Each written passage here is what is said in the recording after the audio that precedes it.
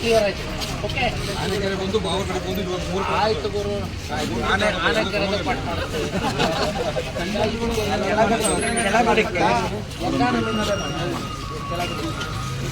ನಮಗೆ ಇದಾಕಿ ಸ್ಲ್ಯಾಬ್ ಹಾಕಿ ಈ ಕಳೆದ ಹೋದ್ರೆ ಕೂತ್ಕೊಂಡು ಹೋಗ್ಬಿಟ್ಟು ಆಗ್ಬೋದಲ್ಲ. 20 ಮೀಟ್ರು 20 ಒಟ್ಟು ಸರ್ 60 ಮೀಟ್ರ್ ಬರ್ತದೆ ಸರ್. ಒಬ್ಬರ 3 ಶೆಲ್ಟ್ರ್ ಮಾಡಿಸ್ತೀವಿ. 20 ಕೆಳಗಡೆ ಅಟ್ಲೀಸ್ಟ್ ಒಂದು ಟೆಂಪ್ರವರಿಯಾಗಿ ಕೂರ್ಸೋಕ್ಕೆ. ಆಮೇಲೆ ಮುಂದಕ್ಕೆ ಯಾವುದೇ ಅನುದಾನ ಬಂದಾಗ ಕೆಳಗಡೆಗೆ ಸ್ವಲ್ಪ ಕಾಂಕ್ರೀಟ್ ವ್ಯವಸ್ಥೆ ಬೇರೆ ಅನುದಾನದಲ್ಲಿ ಮಾಡಿಸ್ಬೇಕು ಆಗ್ಬೋದಲ್ಲ. ಸದ್ಯಕ್ಕೆ ಇಷ್ಟು ಮಳೆ ಅದರಲ್ಲಿ ಅವಾಯ್ಡ್ ಆದರೆ ಸಾಕಲ್ಲ. ನಾನು ಅದೇ ನೋಡೇ ತೀರ್ಮಾನ ಮಾಡಬೇಕು.